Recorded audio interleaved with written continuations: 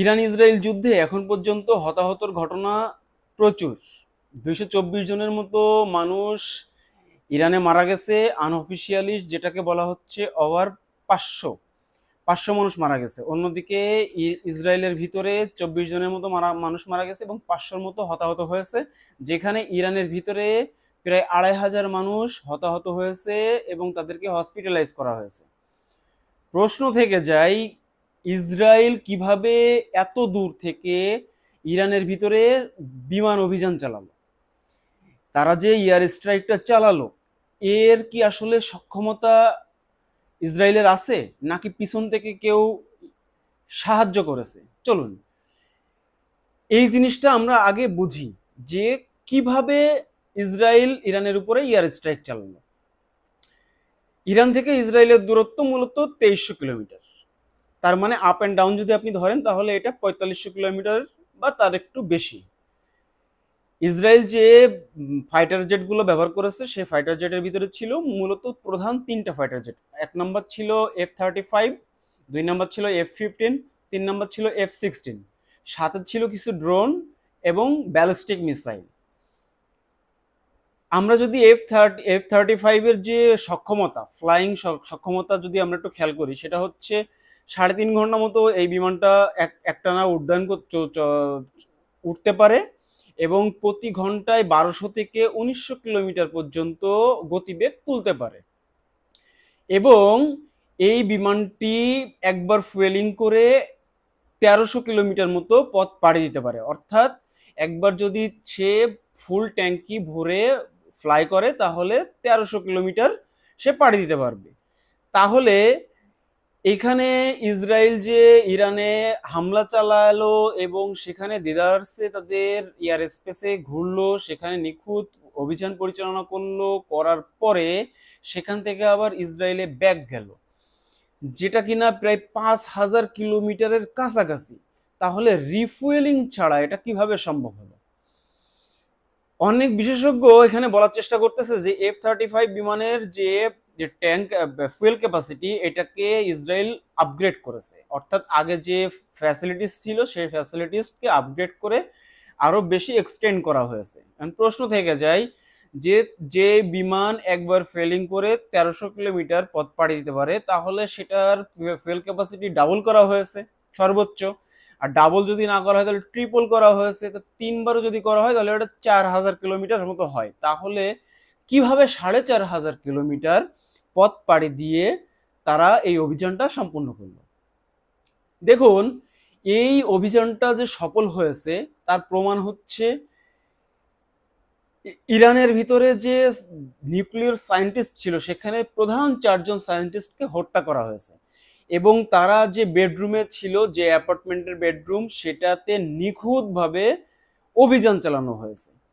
তার মানে ভিতর থেকে কোনো ইনফরমেশন ইসরায়েলকে দেওয়া হয়েছিল, না হলে এটা সম্ভব ছিল না। এখন কথা হচ্ছে, যদি ইসরায়েল একটানা বিমান অভিযান করে তাহলে অবশ্যই এখানে রিফুয়েলিং করা হয়েছে। সেটা হতে পারে সৌদি আরব থেকে, সিরিয়া থেকে, জর্ডান থেকে, কাতার থেকে, যে কোনো এক জায়গা থেকে অবশ্যই রিফুয়েলিং করা হয়েছে। রিফুয়েলিং করার সিস্টেম মূলত ট্যাঙ্কার যে বিমানগুলো আছে, ট্যাঙ্কার বিমান আকাশ থেকেই জেট বিমানকে জেট ফুয়েল প্রোভাইড করতে পারে, এটা আমরা সবাই জানি। এখন এই ট্যাঙ্কার বিমান মূলত আছে ইউনাইটেড স্টেটের। আর ইউনাইটেড স্টেট আপনারা জানেন কিছুদিন আগে কাতারের একটি বেজে ট্যাঙ্কার বিমান এনে রেখে দিয়েছিল। আমি ধারণা করতেছি এই ট্যাঙ্কার বিমানগুলো থেকেই মূলত ইসরায়েলের যে জেট ফাইটার জেট, এই ফাইটার জেটগুলোতে মধ্য আকাশে 2বার রিফুয়েলিং করা হয়েছে। এটা আমার সাসপেকশন, সত্য হতেও পারে নাও পারে, কিন্তু এটা হওয়ার পসিবিলিটি 99%। আচ্ছা, রিফুয়েলিং করলো তারা, ইরানের আকাশ সীমায় গেল, আকাশ সীমায় যে নিখুঁতভাবে অভিযান পরিচালনা করলো, কিন্তু এটা কিভাবে সম্ভব হলো? ইরানের তো এয়ার ডিফেন্স ছিল, সেই এয়ার ডিফেন্স যথেষ্ট কার্যকরী। তাহলে কিভাবে এই বিমানগুলো তাদের আকাশে উড়লো, আকাশে ঘোরাফেরা করলো? প্রায় 200 ফাইটার জেট আকাশে ঘোরাঘুরি করেছে। তারা প্রত্যেকটা স্থাপনাকে সূক্ষ্মভাবে আইডেন্টিফাই করেছে এবং সেখানে হামলা চালিয়েছে। দেখুন, খুব রিসেন্ট একটা ইনফরমেশন লিক হয়েছে, সেই ইনফরমেশনটা হচ্ছে মোসাদের কিছু এজেন্ট, ইসরায়েলের কিছু এজেন্ট যারা ইরানের ভিতরে ড্রোন কারখানা তৈরি করেছিল, এবং সেই ড্রোন কারখানাতে প্রচুর পরিমাণ ড্রোন উৎপাদন করা হয়েছে। যে ড্রোনগুলো মূলত লরি আকারে ধাপে ধাপে সাজিয়ে একটা বিশাল লরি তৈরি করা হয়েছে। এবং যখন এয়ার স্ট্রাইকটা মূলত পরিচালনা করেছে ইসরায়েল, সে ঠিক সেই মুহূর্তে মোসাদের ওই এজেন্টগুলা, যে এজেন্টগুলা ইরানের ভিতরেই আছে, এজেন্ট মূলত ইরানেরই নাগরিক, যারা আমরা সবাই জানি এরা কুর্দি ফোর্স, কুর্দি রিবেল গোষ্ঠী। এরা মূলত যে এয়ার ডিফেন্স গুলো ছিল, সেই এয়ার ডিফেন্স গুলাতে স্থলভাগ থেকে হামলা চালায় এবং এয়ার ডিফেন্স গুলাকে নিষ্ক্রিয় করে দেয়।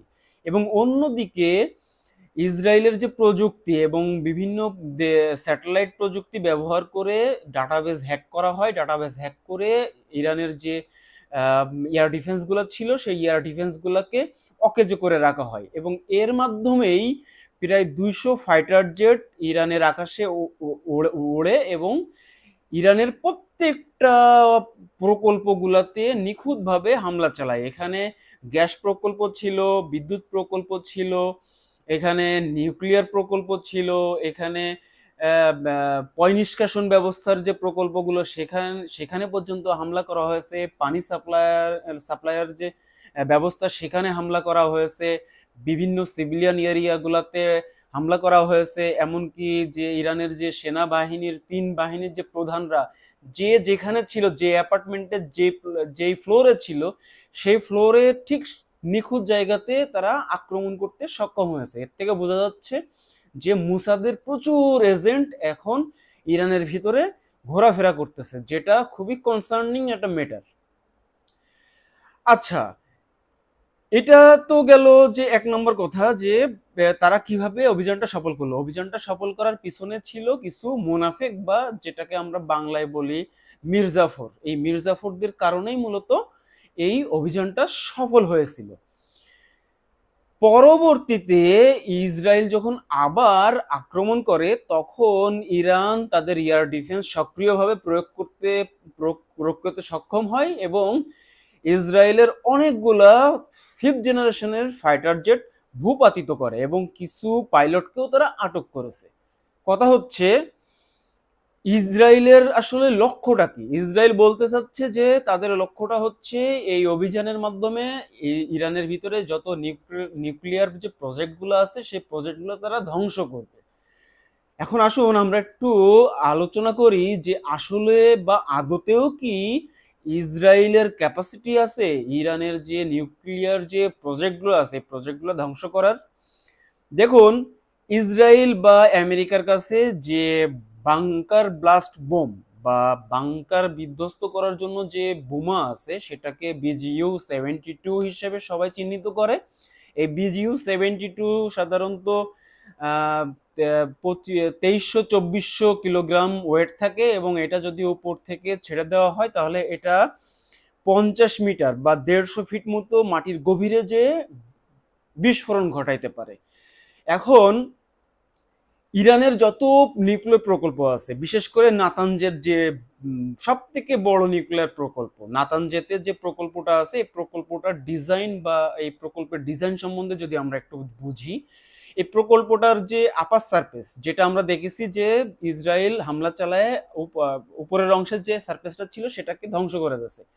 এখন এই ইরানের যে প্রকল্পগুলো, এটা 3-4 স্টেপে ডিজাইন করা হয়। ফার্স্ট স্টেজে উপর সারফেসের মানে ভূপৃষ্ঠের উপরে কিছু স্থাপনা থাকে, বিল্ডিং থাকে, বা তাদের সাধারণ জেনারেল যে অ্যাক্টিভিটিগুলো আছে এগুলো অপারেট করার জন্য। সেকেন্ড যে সারফেসটা থাকে সেটা মূলত মাটির প্রায় 50 মিটার গভীরে, যেটা প্রায় 350 ফিট বা 400 ফিটের মতো নিচেই। তারপরে আরেকটা স্টেজ থাকে যেখানে প্রায় মূল যে প্রকল্পের জায়গাটা, যেখানে ইউরেনিয়াম সমৃদ্ধ করা হয়, যেখানে রিসার্চ করা হয়, যেটাকে রিসার্চ সেন্টার, এটা মাটির প্রায় 800 মিটার গভীরে, যেটা যদি আপনারা ফুট দিয়ে যদি ক্যালকুলেট করেন তাহলে এটা 16 থেকে 1700 ফিট মাটির গভীরে। এখন মাটির গভীরে যেহেতু 1700 ফিট নিচে, তাহলে এখন পর্যন্ত আমেরিকা এবং ইসরায়েলের কাছে যে ধরনের বাংকার ব্লাস্ট ওয়েপেন বা বোমা আছে, এটা এটা গাইডেন্ড বোমা, জিপিএস গাইডেন্ড বোমা, এই বোমা মূলত 150 ফিট নিচে যাইতে পারবে। তাহলে তো 1700 ফিট নিচে যাওয়ার কোনো প্রশ্নই আসে না। তাহলে তো আমেরিকা বা ইসরায়েল ইরানের যে প্রকল্পগুলো আছে এগুলো তো ধ্বংস করতে পারবে না। তাহলে এই হামলা চালানোর কারণটা কি? দেখুন, ইরানের যে প্রকল্প, সেই নাতান যে প্রকল্পতে অলরেডি যে ইউরেনিয়াম আছে, সেই ইউরেনিয়াম 60% পর্যন্ত কিউর করা হয়ে গেছে, অর্থাৎ পিউরিফাই করা হয়ে গেছে। এখন পারমাণবিক বোমা তৈরি করার জন্য মূলত 85% থেকে 90% যদি পিউরিফাই করা যায় এবং সেটাকে যদি U32-তে বা কনভার্ট করা যায়, তাহলে এটাকে পিওর ম্যাটেরিয়াল বলে, যে পারমাণবিক বোমা ডেভেলপ করার জন্য। এই যে পারমাণবিক বোমা ডেভেলপ করার জন্য এখন পর্যন্ত ইরানের কাছে 400 কিলোগ্রামের মতো ইউরেনিয়াম সেখানে আছে।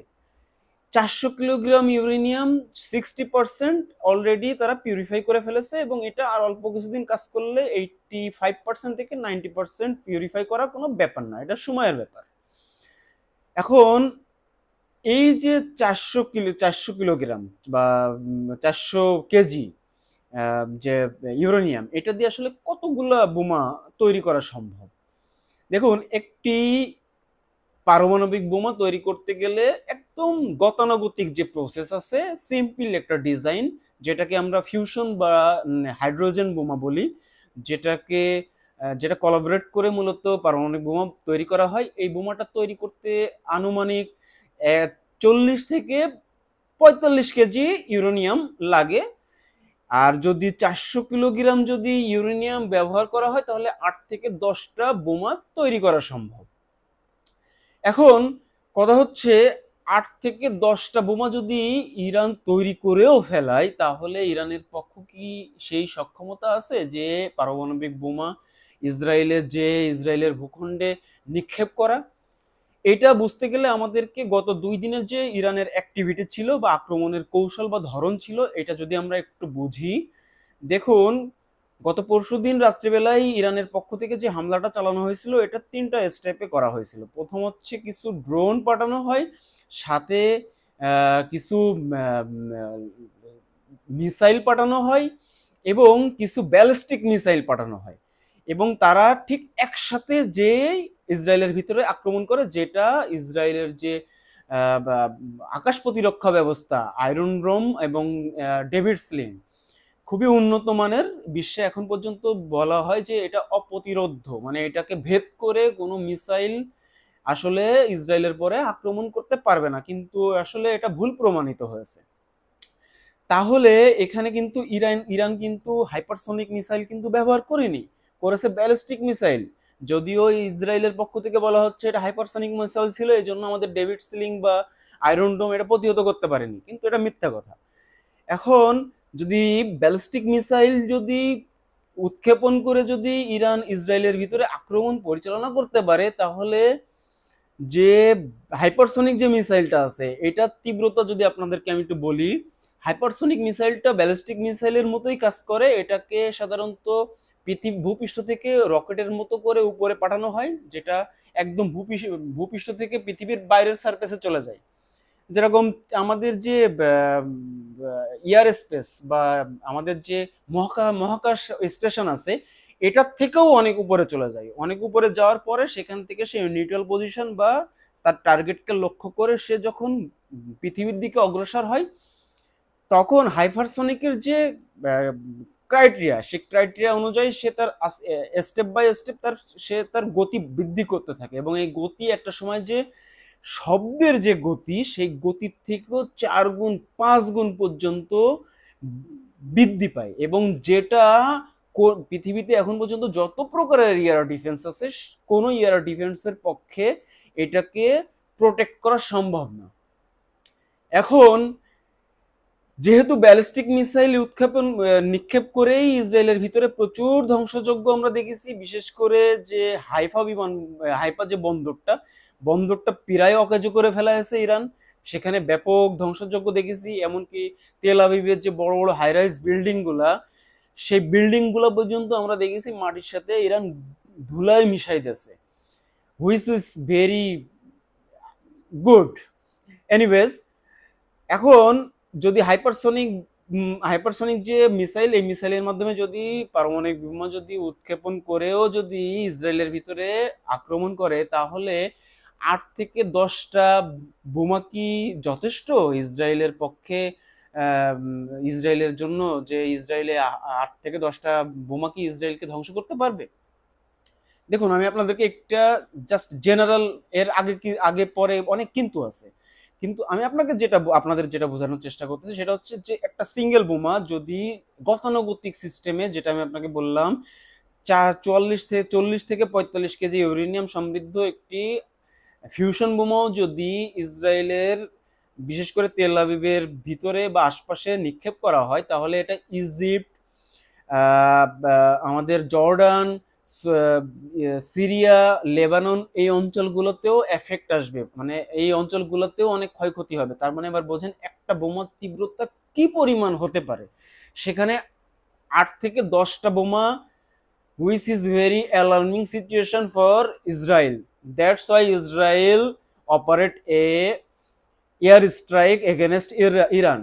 দেখুন, ইরান এখন যে পজিশনে আছে, ইরান কোনোভাবেই এখান থেকে পিছপা হবে না। এমনকি ইরান চিন্তা করতেছে যে তারা যে নিউক্লিয়ার যে ডিল ছিল সারা বিশ্বের যে প্রতিনিধিদের সাথে, সেটা থেকেও তারা এখন বের হয়ে আসতে যাচ্ছে। এটাও একটা ইন্ডিকেশন যে ইরান ইতিমধ্যে বোমা তৈরি করে ফেলেছে। এখন তারা চাচ্ছে যে এই প্রসেস থেকে বা নিউক্লিয়ার যে আমাদের যে চুক্তি ছিল সারা বিশ্বের সাথে, এটার থেকে বের হয়ে আসে 2-3 মাসের মধ্যে আমরা ঘোষণা দেবো যে আমরা চুক্তি থেকে বের হয়েছি এবং আমরা বোমা তৈরি করে ফেলেছি। ইরান যদি একবার বোমা তৈরি করে ফেলায়, তাহলে ইসরায়েল টিকে থাকার সম্ভাবনা নাই, 0%।